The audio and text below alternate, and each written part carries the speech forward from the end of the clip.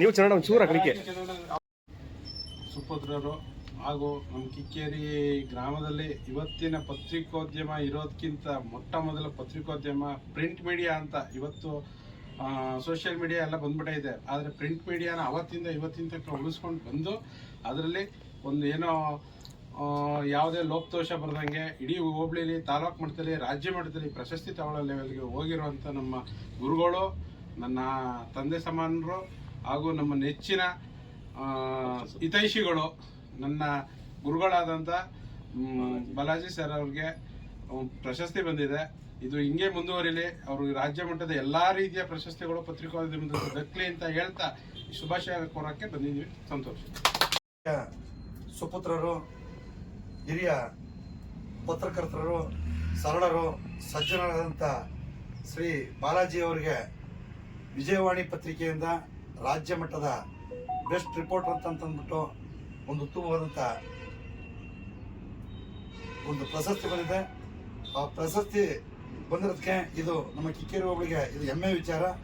ಅದರಿಂದ ಈ ಒಂದು ಸಂದರ್ಭದಲ್ಲಿ ನಮ್ಮ ಕಿಕ್ಕೇರಿ ಹೋಬಳಿಯ JDS ಅಧ್ಯಕ್ಷರಾದಂಥ ಕಾಯಿ ಮಂಜೇಗೌಡರ ನೇತೃತ್ವದಲ್ಲಿ TAPCMS ನೂತನ ನಿರ್ದೇಶಕರಾದಂಥ ಆತ್ಮೀಯರಂಥ ಮದಣ್ಣವರು, ನಮ್ಮ ಕಿಕ್ಕೇರಿ ಹೋಬಳಿಯ JDS ಉಪಾಧ್ಯಕ್ಷರಾದಂಥ ಬಾಲಚಂದ್ರಣ್ಣವರು, ನಮ್ಮ ಐಕಳಿ ಗ್ರಾಮ ಪಂಚಾಯತಿ ಮಾಜಿ ಅಧ್ಯಕ್ಷರಾದಂಥ LS ಅಶೋಕಣ್ಣವರು, ಉದ್ಯಮಿಗಳಾದಂಥ ಜಯಸಮಣ್ಣವರು, JDS ಮುಖಂಡರಾದಂಥ ಕಾಂತಣ್ಣವರು, ಆನಗೋಳ ಗ್ರಾಮ ಪಂಚಾಯತಿ ಮಾಜಿ ಉಪಾಧ್ಯಕ್ಷರು, JDS ಮುಖಂಡರಾದಂಥ ಆತ್ಮೀಯರಂಥ ರಮೇಶ್ ಅಣ್ಣವರು, ನಮ್ಮ ಗವಿನಹಳ್ಳಿ ಸ್ನೇಹಿತರೆಲ್ಲ ಬಂದು ಹೃದಯಪೂರ್ವಕವಾಗಿ ನಮ್ಮ ಬಾಲಾಜಣ್ಣವ್ರನ್ನ ಒಂದು ಸಣ್ಣದಾಗಿ ಸನ್ಮಾನ ಮಾಡ್ತಾ ಇದ್ದೀವಿ. ಇವರ ಒಂದು ಕೊಡುಗೆ ಪತ್ರಿಕಾರಂಗಕ್ಕೆ ಅಪಾರ. ಇನ್ನು ಹೆಚ್ಚಿನ ಮಟ್ಟದಲ್ಲಿ ಅವರಿಗೆ ಪ್ರಶಸ್ತಿಗಳು ಲಭಿಸಿ ನಮ್ಮ ಕಿಕ್ಕೇರಿ ಹೋಬಳಿಗೆ ಉತ್ತಮವಾದಂಥ ಹೆಸರು ಬರಲಿ ಅಂತಂದ್ಬಿಟ್ಟು ಈ ಸಂದರ್ಭದಲ್ಲಿ ನಾನು ಶುಭ ಕೋರಕ್ಕೆ ನಾನು ಇಷ್ಟಪಡ್ತೀನಿ. ಭಾಗಶಃ ಇಡೀ ರಾಜ್ಯ ವಿಶ್ವದಲ್ಲೇ ಅತ್ಯುತ್ತಮವಾದಂಥ ಹೆಸರು. ಯಾಕಪ್ಪ ಅಂತಂದರೆ ಮೈಸೂರು ಮಲ್ಲಿಗೆ KS ನರಸಿಂಹಸ್ವಾಮಿಯವರು ಹುಟ್ಟಿದಂಥ ಊರು. ಈ ಊರಿಗೆ ತನ್ನದೇ ಆದಂಥ ಚಾರಿತ್ರಿಕ ಹಿನ್ನೆಲೆ, ಪರಂಪರೆ ಎಲ್ಲವೂ ಇದೆ. ಅದನ್ನು ನಾವು ಅತ್ಯಂತ ಜೋಪಾನವಾಗಿ ಕಾಪಾಡಬೇಕು. ಆ ನಿಟ್ಟಿನಲ್ಲಿ ಪ್ರಬಲವಾದಂಥ ಮಾಧ್ಯಮ ಪತ್ರಿಕಾ ಮಾಧ್ಯಮ. ಆ ಪತ್ರಿಕಾ ಮಾಧ್ಯಮದಲ್ಲಿ ಎಲ್ಲಿ ನೈಜತೆ ಮತ್ತು ಪ್ರಾಮಾಣಿಕತೆ ಇರುತ್ತೆ ಅದನ್ನು ಹುಡುಕೊಂಡು ನೀಡ್ತಾರಲ್ಲ ಪ್ರಶಸ್ತಿ, ಅದಕ್ಕೆ ನಾವು ನಿಜವಾಗ್ಲೂ ಭಾಳ ಹೆಮ್ಮೆ ಪಡಬೇಕು. ಈ ಪ್ರಶಸ್ತಿ ಲಭಿಸೋದಕ್ಕೆ ಪ್ರಮುಖವಾದಂಥ ಕಾರಣ ಯಾಕಂದರೆ ನಾವು ಈ ರೀತಿ ಉತ್ತಮವಾಗಿ ಆದರ್ಶ ರೀತಿಯಲ್ಲಿ ಪತ್ರಿಕಾ ರಂಗವನ್ನು ನಾನು ಸ್ವೀಕರಿಸಬೇಕು ಅಂತಂದರೆ ನಮ್ಮ ಕಿಕ್ಕೇರಿನಲ್ಲಿರುವಂತಹ ಸನ್ಮಿತ್ರರಾದಂತಹ ಇಲ್ಲಿರೋಂಥ ನಮ್ಮ ಸ್ನೇಹಿತರುಗಳು ಮತ್ತು ಇಲ್ಲಿನ ನೆಲ, ಜಲ, ಸಂಸ್ಕೃತಿ ಎಲ್ಲವೂ ಕೂಡ ನನಗೆ ಪ್ರೇರಣೆ ಅಂತ ಹೇಳಿದ್ರು ತಪ್ಪಾಗಲಾರದು.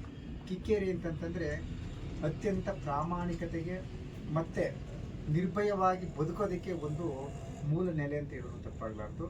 ನಮ್ಮ ಪತ್ರಿಕೆಯಲ್ಲಿ ಪ್ರಮುಖವಾಗಿ ಏನಪ್ಪ ಅಂತಂದರೆ ಗ್ರಾಮೀಣ ಪ್ರದೇಶದ ನಲ್ಲಿ ಮಾಡುವಂಥ ಪತ್ರಿಕಾರ ಇದು ಕ್ಷೇತ್ರ ಇದೆಯಲ್ಲ ಅದು ಭಾಳ ಕಷ್ಟ.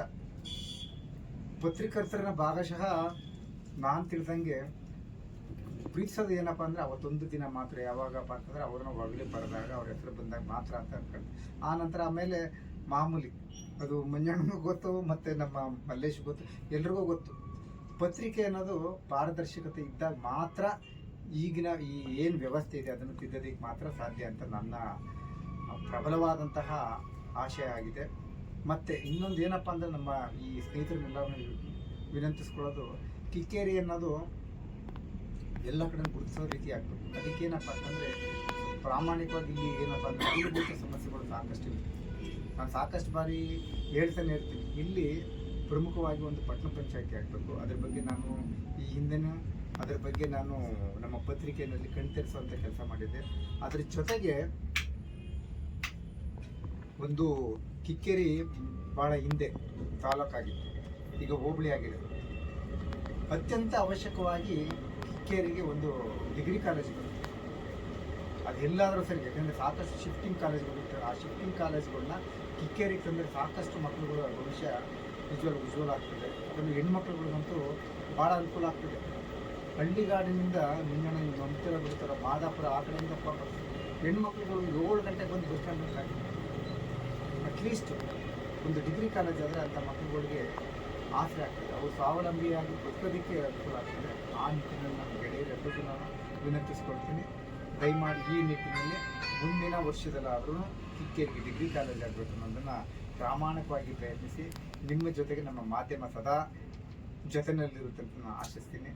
ಸೊ ಇಷ್ಟು ನನಗೆ ಈ ಸನ್ಮಾನ ಇವೆಲ್ಲ ನನಗೆ ಆ್ಯಕ್ಚುಲಾಗಿ ಹೇಳ್ಬೇಕು ಅಂತಂದರೆ ನಿಮ್ಮ ಪ್ರೀತಿನೇ ಸನ್ಮಾನ. ಆದರೂ ನೀವು ನೀಡ್ತಿರೋಂಥ ಈ ಸನ್ಮಾನಕ್ಕೆ ನಾನು ಭಾಳ ಆಭಾರಿಯಾಗಿದ್ದೀನಿ. ಇಡೀ ರಾಜ್ಯದಲ್ಲಿ ನನ್ನ ಗುರುತಿಸೋದಕ್ಕೆ ಪ್ರಮುಖವಾದಂಥ ಕಾರಣಕರ್ತರು ನೀವು ಮತ್ತು ನನ್ನ ಪೂಜ್ಯ ಗುರುಗಳು ಮತ್ತು ನನ್ನ ಪತ್ರಿಕಾ ಕ್ಷೇತ್ರದಲ್ಲಿ ಮಾರ್ಗದರ್ಶಕರಾದಂತಹ ಕಾಣದ ಕೈಗಳು ಅವರೆಲ್ಲರಿಗೂ ಕೂಡ ನಾನು ಅಭಿನಂದನೆಯನ್ನು ಸಲ್ಲಿಸೋದಕ್ಕೆ ಇಷ್ಟಪಡ್ತೀನಿ.